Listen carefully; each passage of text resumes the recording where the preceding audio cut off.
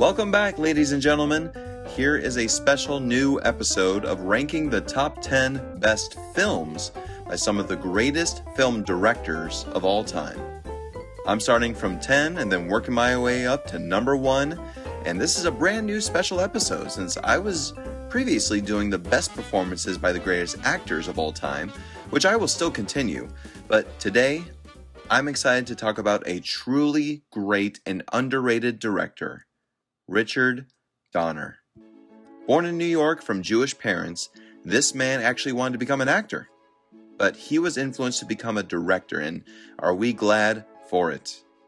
He had a terrific career in television, most notably directing 6 episodes of the original Twilight Zone series, 2 of which are among my absolute favorites, being From Agnes with Love, where the computer named Agnes gives love advice to a computer tech and falls in love with him, and of course, Nightmare at 20,000 Feet with William Shatner, just released from a mental hospital, going home in a plane, scared to death of flying, and slowly but surely he is seeing a creature on the wing of the plane, with the act of sabotage. Is he growing paranoid, or is this actually happening? Oh, such an amazing episode, with one of the most genuine jump scares I've ever had in my life. So awesome. Just from that alone, we can see a very promising career in film as well from this man, right? And that's what we'll get to as I rate the top 10 films directed by the late, great Richard Donner. Starting off at number 10, Maverick, the movie adaptation of the classic TV series with the great James Gardner as Mr. Brett Maverick himself. Here, Maverick is played by Mel Gibson, one of the most consistent and frequent cast members of Richard Donner's resume. He plays Maverick with such great charm and enthusiasm as the great con artist and poker player who gets in so much trouble trying to make his way into a high-stakes poker game. This film really is so much fun. It's rated PG for crying out loud. This must be one of the few comedy westerns where the whole family can really watch together and really enjoy.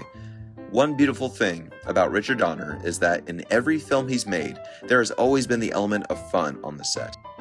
Which, don't you miss that kind of fun directors have when you arrive on the set ready to work and you know it's going to be a collaborative and fun environment? Absolutely.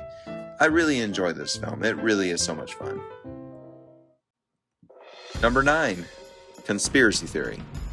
I'll be honest, this one caught me by surprise when I first saw it. I expected just a little thriller, you know, almost in the vein of like a John Grisham adaptation. But I really enjoy this movie.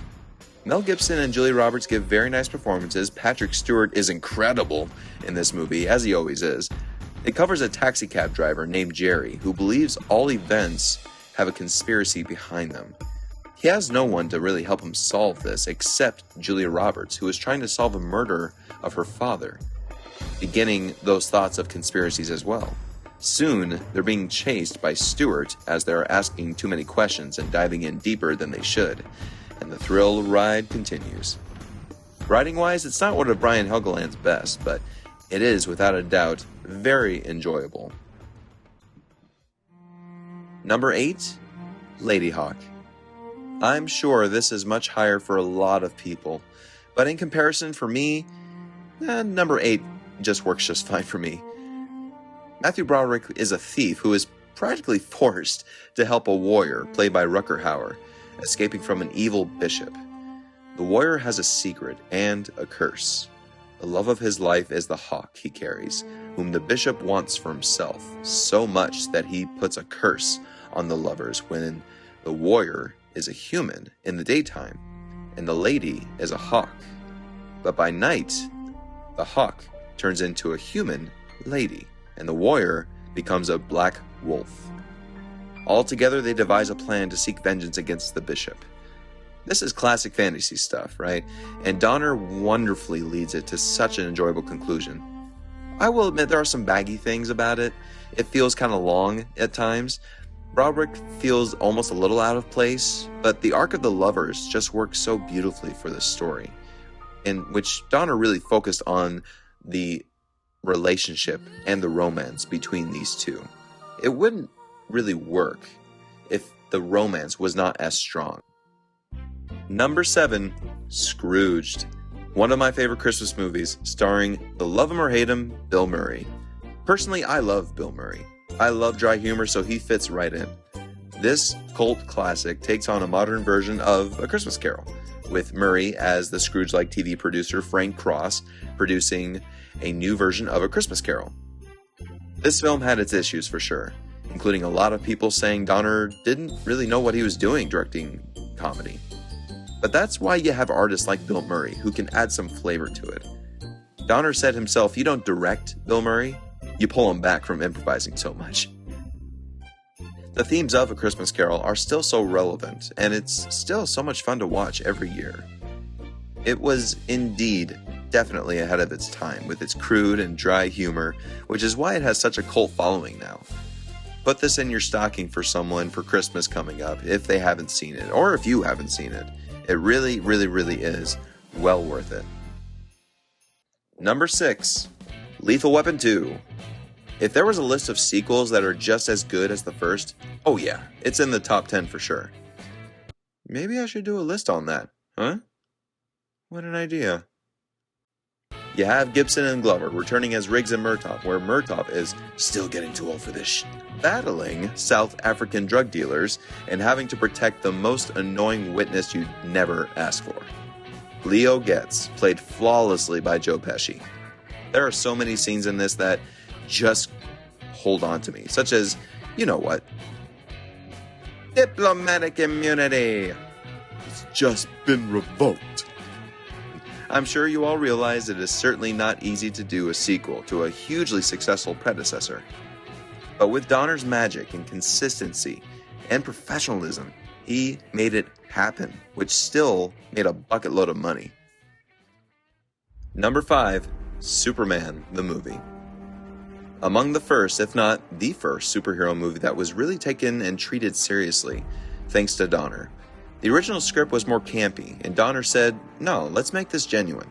Everything about it is just lovely, with the all-star cast, the groundbreaking special effects, and the epic score by John Williams, come on! You also have to give respect to Donner for dealing and wrangling with Marlon Brando, who had a contract to do all of his scenes in 12 days, and he wouldn't memorize a thing. So he literally had cue cards during the famous jail sequence. You gotta respect a director who can win friends and influence people to get the work done. Donner did so many great things with this film, and keeping quite a bit of its comic touch, but peeling another layer of the origin story of Clark Kent into Superman.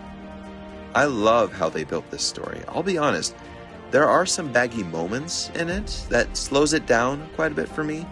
People can just call that, exposition. But the beautiful thing is that when those moments happen, Donner picks it up immediately.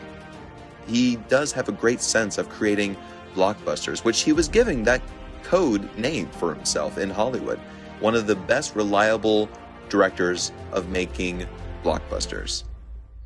I honestly don't really watch that many superhero movies, but this one is definitely up there as being one that built the ground floor for future epic superhero movies to come.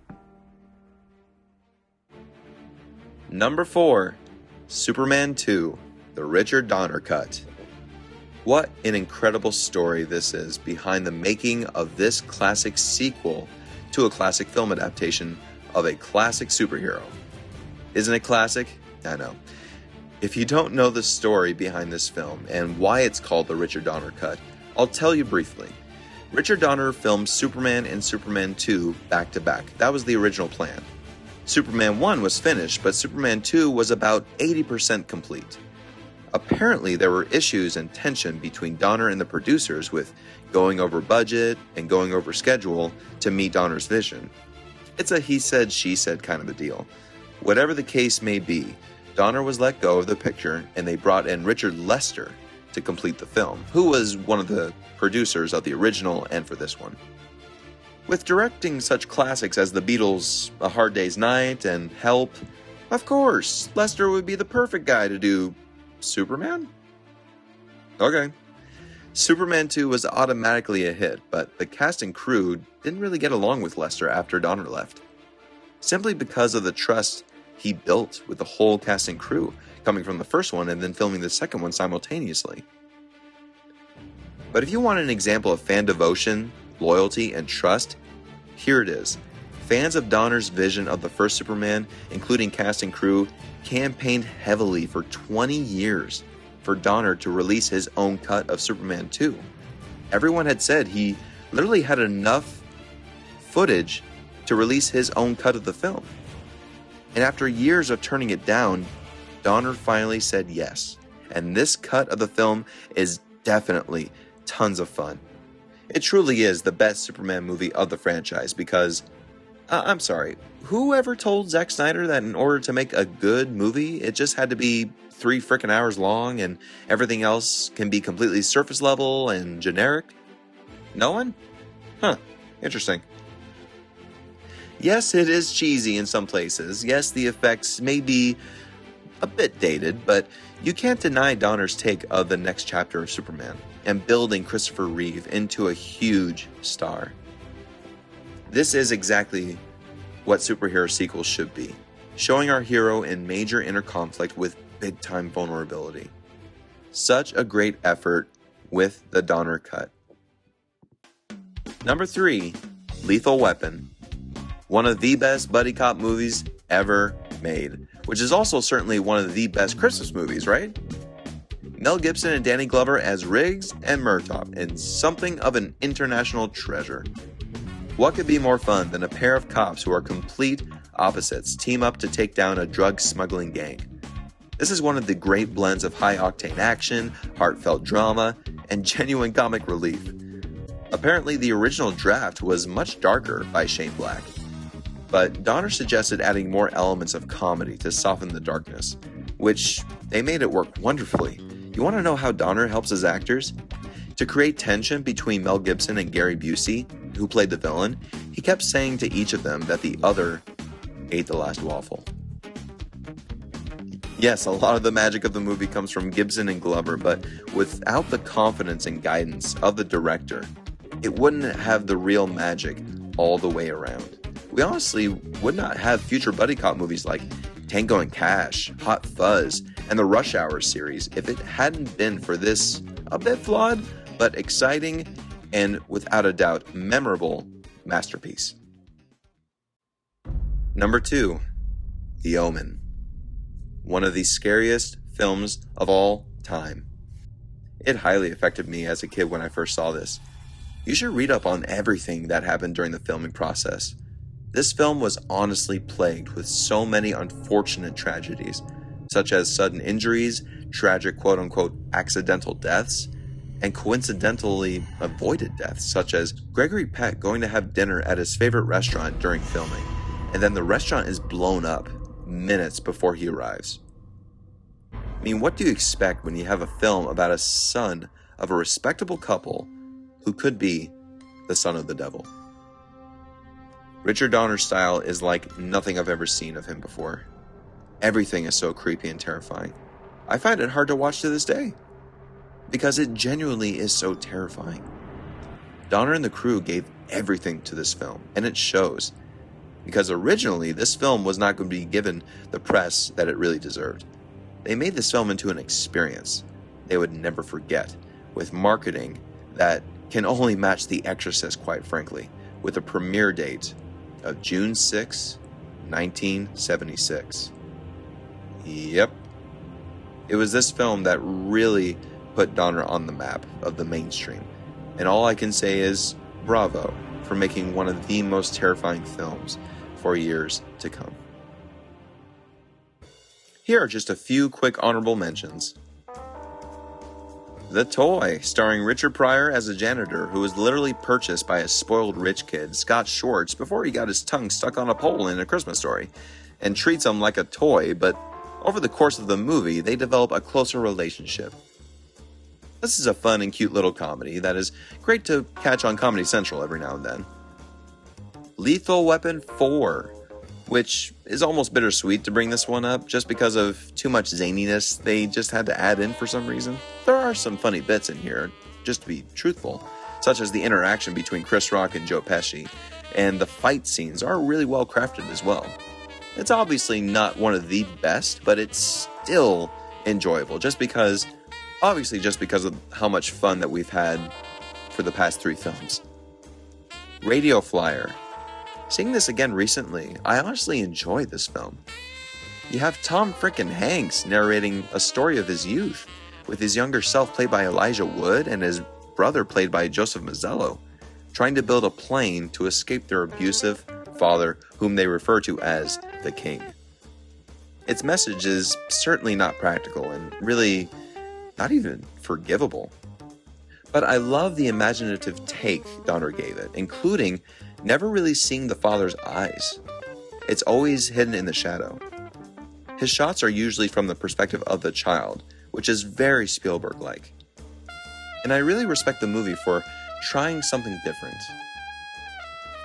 Lethal Weapon 3, the third installment where it was kind of starting to sag just a bit, not by a lot, just a bit. Donner made significant changes to the script to focus on Riggs and Murtaugh as the next step in their relationship, as Murtaugh is officially approaching retirement. He really was getting too old for this. The action's toned down, the camp is up, but it really is very enjoyable from beginning to end. Inside Moves, the only film directed by Richard Donner where he directed only one Academy Award nominated performance by Diana Scarwid for Best Supporting Actress. Very interesting it is indeed. However, a great story from a great book it was adapted from. John Savage tries to commit suicide with no success, and then he earns salvage by developing relationships with some handicapped patrons at a local dive bar. It's a heartwarming tale, and Donner certainly knew how to tug on your heartstrings for these kind of stories. He's a director, like I said, coming from actor, he's an actor's director, so he understands character and he understands relationships, and that only makes a big difference in films, because when we're seeing interactions on film, if we like the character so much, that's not only a sign of the actor, but of the director. Hey you guys! Number 1, The Goonies. This film is just too nostalgic and amazing to not put at number 1. I first discovered this film with my older sister. We had an old VHS copy of it, which the cover just fascinated me enough. Right from the very first zoom on the skeleton eye to the title card, in silence, I was hooked. Yes, this was produced by the man himself, Steven Spielberg. And no, I would not believe that he directed this movie. I believe he had ideas and influences, but didn't direct it. Not 100%. No. However, I can believe that he directed Poltergeist. Just saying. But Donner runs the show with the fast-paced, beautiful epic shots, and just a great and exciting, fun environment. Donner was known as loving to work with actors, which makes sense since he was one, and you can just feel it in every movie he did. Especially this one, that all of his actors just look like they're having fun. And it's just the kind of fun we enjoy right alongside the characters, not like, oh, this movie is crap, but at least they had fun. It has such a great story, a group of kids who live in the Boondocks of Astoria, Oregon, who are searching for buried treasure in order to save their families' homes from foreclosure. And while doing so, they meet the Fratelli family, criminals who want the treasure for themselves. So many colorful characters and beautiful moments in the Goonies. I love the relationship between Chunk and Sloth and how it progresses in such a beautiful and hilarious friendship. Rocky Road? So good. You know it's significant when your physics class studies the movie because of all the booty traps in the movie. Yes, that's what I said, booby traps. So many memorable quotes, memorable characters, beautiful cinematography, beautiful score, incredible production design, and honestly, it would not be the fun picture that it is today without the guidance of Richard Donner. So there you have it, ladies and gentlemen. Tell me, did I miss a certain favorite of yours? Do you agree with this ranking? Please let me know in the comments. I'd love to hear your thoughts. Rest in peace, Mr. Donner. Thank you for all the adventures in film. And always remember, folks, Goonies never say die.